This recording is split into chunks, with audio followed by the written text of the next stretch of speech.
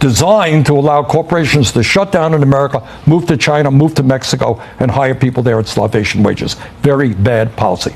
So I believe in selective tariffs to protect American workers. But the broad tariff proposals that Trump brought forth, that is not the way to proceed. But if he gets some good deals with big countries like India, South Korea, Japan, and others come to the table with proposals, isn't he moving the needle? Isn't he changing the paradigm? If you do it selectively, if you have a situation where you're protecting the American consumer, when he says, I'm not concerned about toy prices, I think he doesn't understand what's going on for working class families. So selective tariffs that protect American workers and industry, good idea. Just across the board tariffs that raise prices, a very bad idea. Ever since Election Day, Bernie Sanders has been traveling the country mostly to red districts out there, changing minds and building momentum against Donald Trump.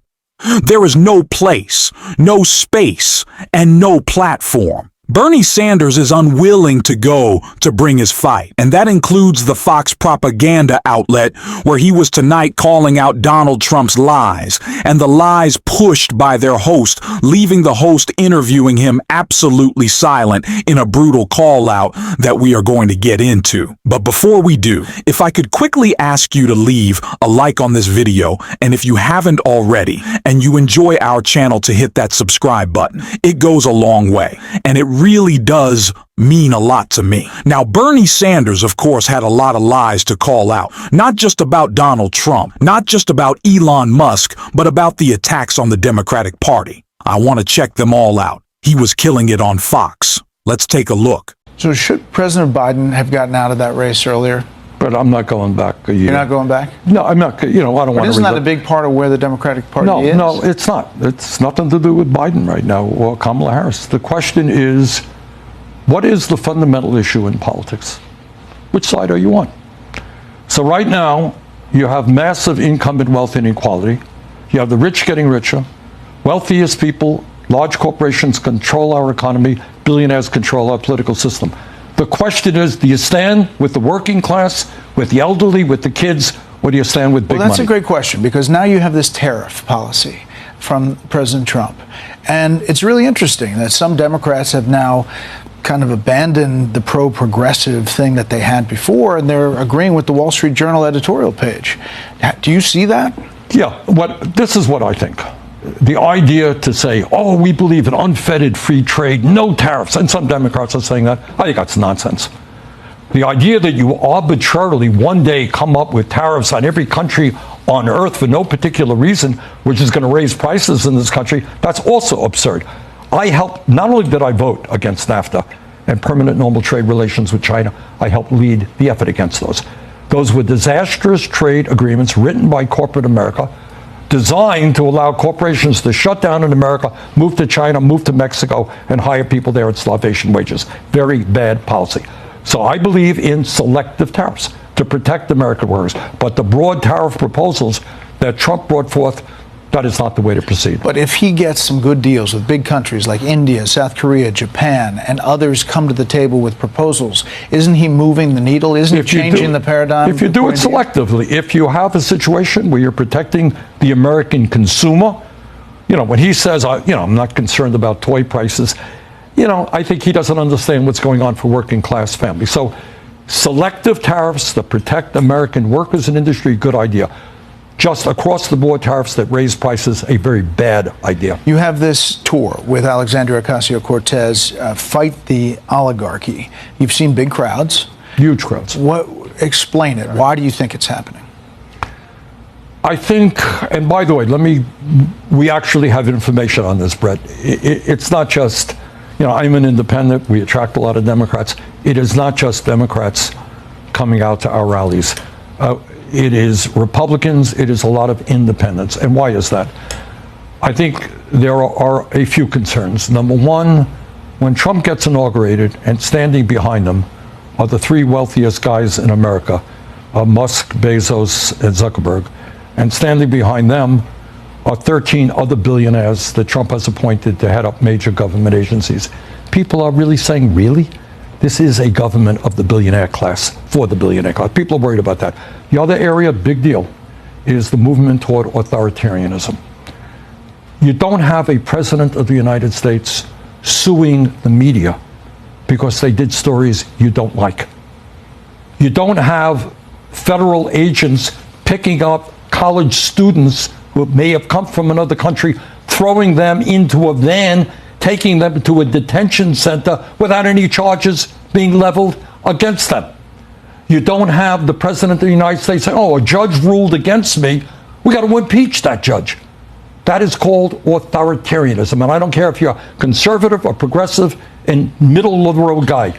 I would hope we all stand together against that movement toward authoritarian. And lastly, you're seeing policies that Trump and the Republicans are bringing forth where tax breaks for billionaires and cuts to Medicaid. They claim there's not going to be cuts. They claim they're taking out waste, fraud, and abuse. No. I understand what you're saying, right. But that's what they say. So the eyes of the beholder, waste, fraud. Look, you don't cut $800 billion without really devastating Medicaid, attacking Social Security, so that seniors, disabled seniors, are going to have a hard time getting the program.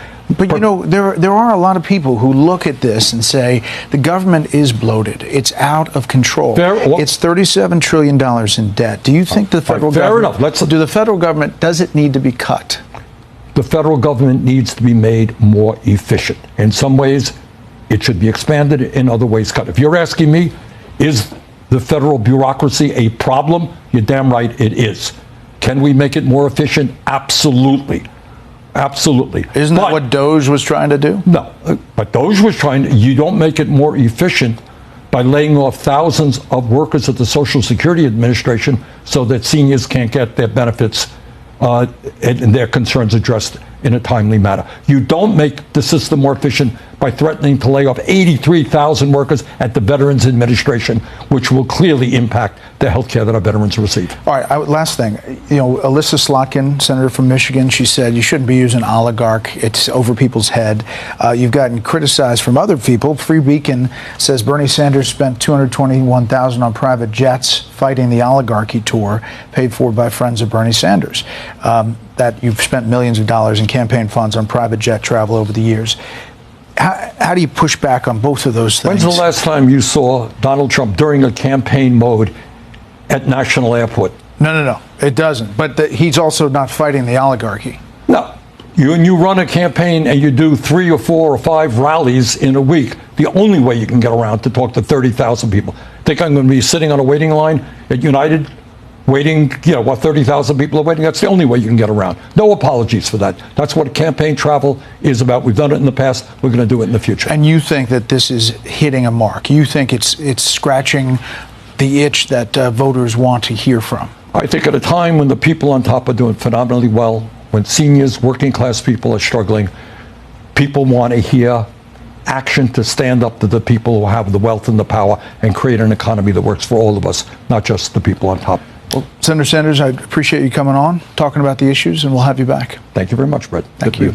Up next. Bernie Sanders is always setting the right example of how Democrats need to communicate and where they need to be communicating. I have seen way more Democrats appearing on Fox just in the last couple of months than I ever have. And I think it is so important, not just for the purpose of persuasion, but to work out our ideas, to spar with them, which is, sometimes not even what happens. It's not really a fight when you're going up against like Will Caney. I wouldn't call that host maybe an intellectual giant.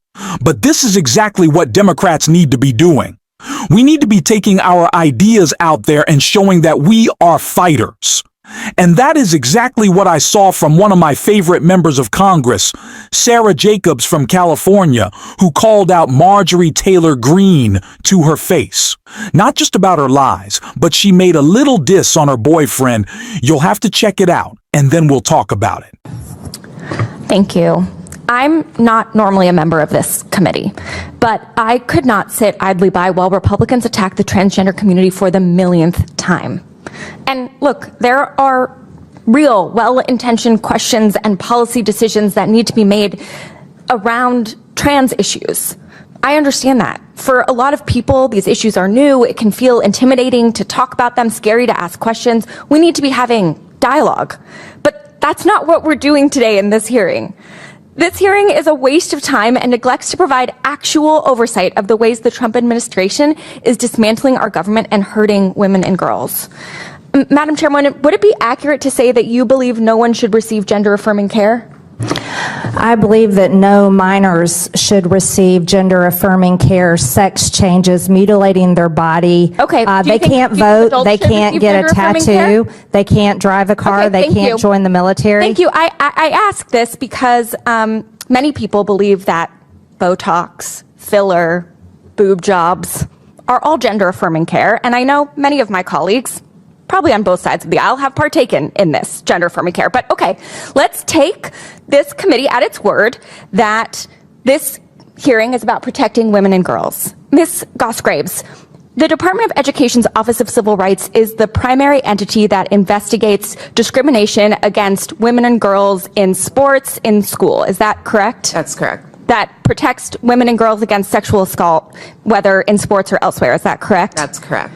All right. Well, then would you say that getting rid of the Department of Education's Office of Civil Rights would hurt women and girls?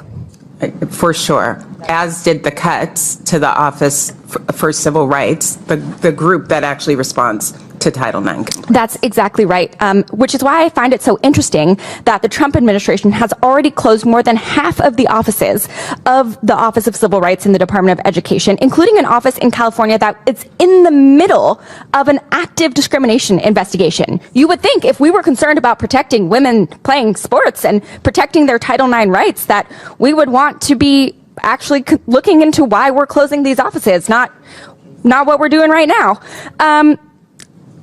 For the record, for folks watching, this is also the office that investigates anti-Semitism, incidents of anti-Semitism on college campuses. So remember that when my colleagues try and tell you that they're standing up for Jewish students. But I have a theory. I think we're probably talking about this issue instead of what the Trump administration is actually doing, because my colleagues don't want to talk about, for instance, the 99,301 people who are at risk of losing their Medicaid in Nancy Mace's district, or the 54,466 people who are at risk of losing their Medicaid in Brandon Gill's district, or the 69,698 people who are at risk of losing their Medicaid in Pat Fallon's district, or the 263,276 people at risk of losing their Medicaid in Eli Crane's district, or the 530 people at risk of losing their Medicaid in Chairman Comer's office, or the 155,530 people at risk of losing their Medicaid in the Chairwoman Marjorie Taylor Greene's office, or the 1.7 million people statewide in Georgia who are at risk of losing their Medicaid, or the 320,818 students who rely on school lunch in Georgia in order to get their food who are at risk of losing that. Maybe it's because the Atlanta Journal-Constitution has already ranked the chairwoman as last in a poll of potential candidates for the United States Senate in the Georgia seat. And she thinks that attacking trans kids will help her poll numbers. But I'm here to tell you that attacking trans kids is not going to launch a Senate campaign. Attacking trans kid is not good politics, not for the right, not for the left.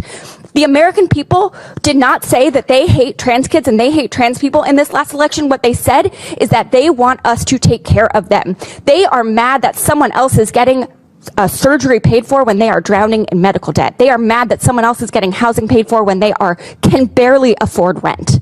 So let's be clear that on both sides of the aisle, it is bad politics to attack trans kids, and it is a shame on this body that we work in that we all even have to be having this conversation today. Thank you so much, Madam Chairwoman. I yield back. The gentlelady yields. I now recognize Mr. Gill from... So, you heard Congresswoman Jacobs at the beginning of that clip reference different gender-affirming care like aesthetic enhancements, including Botox, which, if you are a fan of this show, you saw we did a video just the other day about Marjorie Taylor Greene's boyfriend getting Botox because the party that is anti-vax, because they don't trust science, is happy to ingest toxins and put them in their face.